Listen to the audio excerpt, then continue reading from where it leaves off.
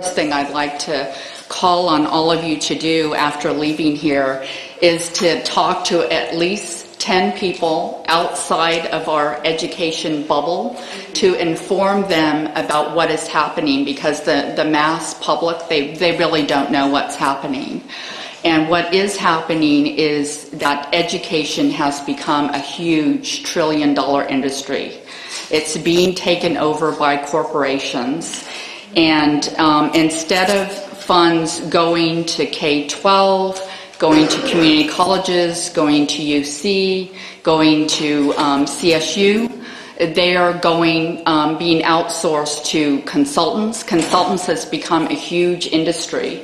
So as Steve said, I was a government attorney for the California Commission on Teacher Credentialing, and they don't just license teachers, they also license school administrators.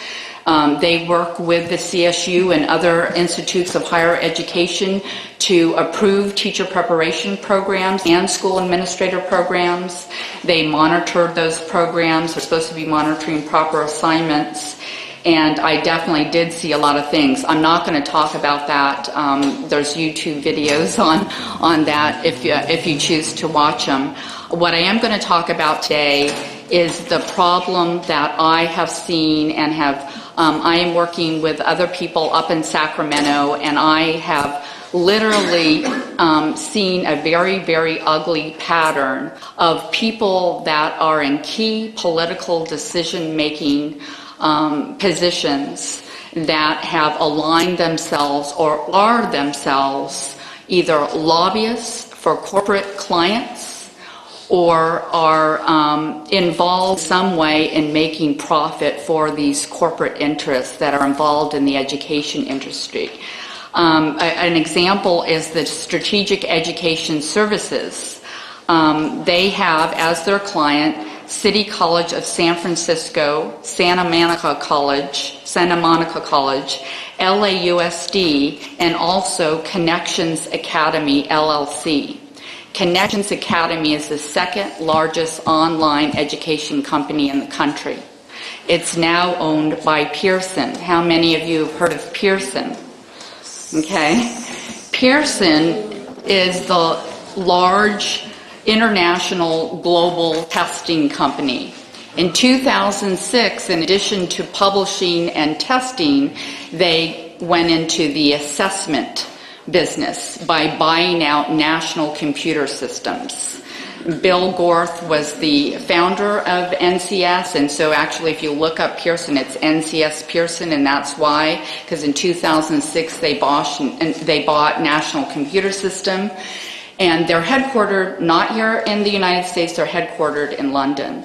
So that's where their headquarters are, but they have offices all over the world. And they are privatizing, and not just by testing everyone to death, but by assessments. And it's not just teacher evaluations and tying teacher evaluations to student tests. It's data-driven, basically profit-driven data. And they're heavily involved. They have a contract with Stanford University and a company called Achieve Inc. And through the funding by J.P. Morgan Chase, Bill and Melinda Gates Foundation, Lumina Foundation, they designed the Common Core standards. And a lot of people don't realize that. I don't know if many of you know who Lumina Foundation is. Lumina is a very large nonprofit entity, and nonprofits have really entered the field. They're so-called nonprofit, but actually they're essentially funneling a lot of public funds, and they're getting private philanthropy foundations in collaboration with them. They don't pay taxes. Lumina is a conversion foundation. It used to be, I can't remember the name now, USA Corporation, you can Wikipedia it, but they basically, the majority of their assets were student loans. So they sold $1 billion worth of student loan assets when they converted to Lumina to Sallie Mae. And if you look at their board, they have a lot of people in the student loan industry. One interesting thing to note for those of you that are UC folks is Mark Udoff sits on the board. Mark Udoff is the president of UC. He sits on the board of the Lumina Foundation. And so when I say that our public key decision makers are sitting on the boards of these privatization entities, they are. And I don't know how much room we were going to have, but I was going to show you. No, I was going to take this footage. Okay. We have literally connected tons and tons of organizations. We're putting them into databases and connecting the dots, both at the state level and at the national level, of how many of our government officials, and when I say government officials, I'm not just saying senators and assembly member and our governor, I'm also saying city council members, school board members. How many of you know of EdVoice? EdVoice? Okay, EdVoice is a top campaign contributor in the state of California. It was founded by then Assembly member Ted Lambert and former Insurance Commissioner Steve Poizner. On the board used to sit, I don't know if he's still on there, Reed Hastings, who's the CEO of Netflix. He also sits on the board of Facebook. He also sits on the board of the California Charter School Association. He is heavily involved. He's heavily involved in rocket ship learning.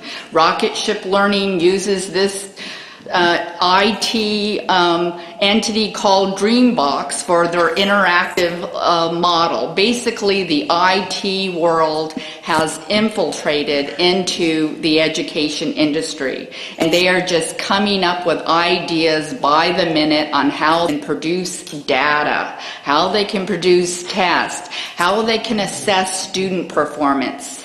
It's really, they're outsourcing to just numerous organizations.